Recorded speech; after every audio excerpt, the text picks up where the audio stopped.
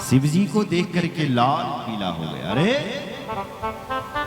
ये तो मेरा दामाद था, इसने हमारा स्वागत क्यों नहीं किया होगा, ये खड़े क्यों नहीं हुए। बस अभिमान आ गया, क्रोध आ गया। मैं हाथ पर रही और भाषण करना शुरू करी ली। श्रूयतां ब्रह्म ऋषयो में सह देवा सहाग्नया साधूनां ब्रुवतो वृत्तम नाज्ञानं न च मत्सरा। एक ही बात कहता है, श्रूयता, ध्यान मगन होकर के सुनो। सारी सभा सावधान हो गई, क्या कहना चाहते हैं मंत्री जी। बोले एक ही बात कहना चाहता हूं कि सभ्य समाज में यदि कोई असभ्य व्यक्ति आ जाए तो सभा का सारा रंग बिगड़ जाता है। सब एक दूसरे को देखने लगे, भाई यहां असभ्य व्यक्ति को क्यों आए। तब बोला, एक दूसरे को क्यों देख रहे हो, तुम्हें ये संकट दिखाई नहीं देता। विशिष्ट लोगों के साथ में रहता तो कुछ शिष्टाचार सीखता। हमेशा प्रेतावासीसु भूरिषु प्रीतिर्भूत गणिर्वृतः। भूत प्रेतों के साथ में रहने वाला ये कहां से शिष्टाचार सीखेगा। एते हि सर्वे चसुरा सुरा वृषम नमन्ति मं विप्र वरांस्तत्थर्षया। इतने लोगों की बीच जिन्होंने हमें प्रणाम नहीं किया। ये शंकर के अंदर संस्कार नहीं है, ये निर्लज्ज है। कहां से होंगे, क्योंकि रहन सहन ही अच्छा नहीं है। शमशानवासी शमशानवासी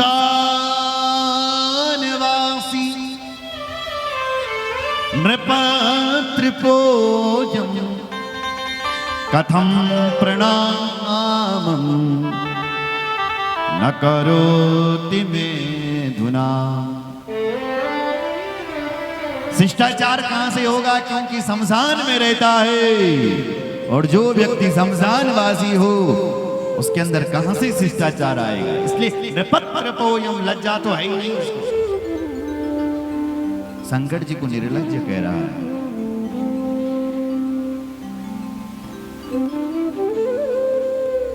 नंदी खड़े हुए, नंदी बोले, हे भोलेनाथ,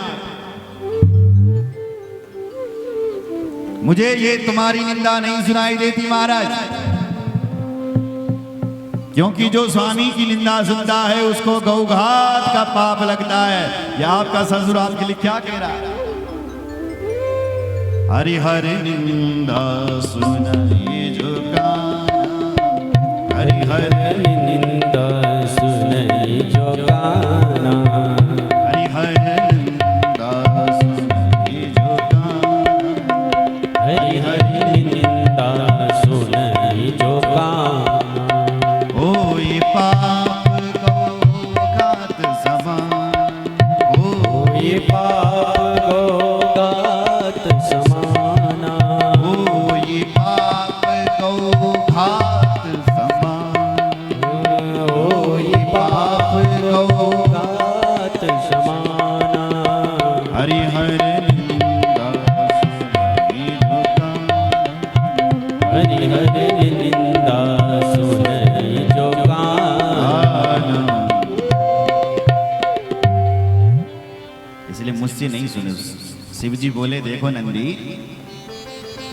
जो मुझे गाली दे रहे हैं ये मेरे ससुर जी हैं बेटा। अब कोई बात नहीं, ससुर जी तो जमीन गाली देंदे रहना, जमीन को तो काम है रही भाई गाली सुनना को, कोई बात नहीं। तुम हमारा चेला है तो तुम भी सुन लो।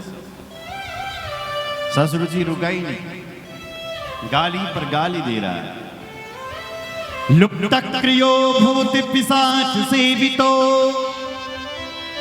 मतो विधो नीति विदूषका सदा पाखंडिनो दुर्जन पापशीला दृष्ट्वा द्विजं प्रोथ निंदकाश्च। कहता है शंकर पाखंडी है, ये हमारे धूमिल को लज्जित करने वाला है, क्योंकि इसके साथ भूत प्रेत रहते हैं। पाखंडिनो दुर्जन पापशीला, ये पाखंडी है। आज मैं इस सभा के सामने पहली घोषणा मंत्री बन करके ये करूंगा, देखो जरा, कि आज के बाद इन शंकर जी को किसी भी यज्ञ में भाग न दिया जा। रुद्रो ययं यज्ञ बहिष्कृतो वर्णे स्वतीर्थोर्थिविवरण रूपा देवैर्न भागं लभतां सहैव संसारनिवासी कुलजन्महीना। रुद्रो ययं यज्ञ बहिष्कृतो में, आज मैं ये घोषणा करता हूं कि आज के बाद इन शंकर जी को किसी भी यज्ञ में भाग न दिया जाए। देवैर्न भागं लभतां सहैव, इनको देवताओं में भाग न दिया जाए। बस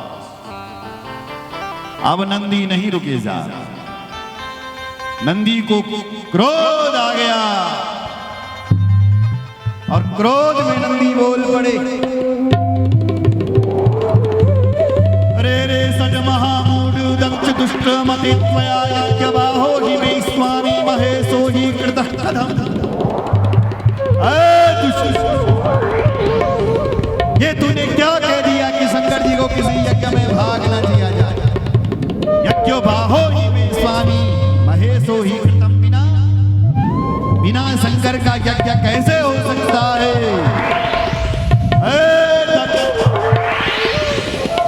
तू जानता भी है कि भगवान शंकर का यदि यज्ञ में नाम लिया जाए तो नाम लेने से यज्ञ ही सफल हो जाते हैं, और तू कह रहा है कि शंकर जी को यज्ञ में भाग न दिया जाए। यस्य स्मरण मात्रेण भवन्ति सकफला मता तीर्थानि च पवित्राणि सोयं सत्तो हराति। अरे जिन भगवान शंकर का स्मरण करने मात्र से यज्ञ सफल हो जाते हैं, यज्ञ पूरे हो जाते हैं, तूने उन भगवान शंकर को यज्ञ से दूर कर दिया। मैं भी श्राप देता हूं, जिस मुख से तू मेरे भोले बाबा के लिए बक बक बक बक बक बक बक रहा है ना, जाओ तेरे इस मुख पर बकरे का मुख लग जाए। मृत्यु मुख को तुम प्राप्त हो, फिर तुम्हारे इस चेहरे पर बकरे का मुख लग जाए। शाप देते हैं।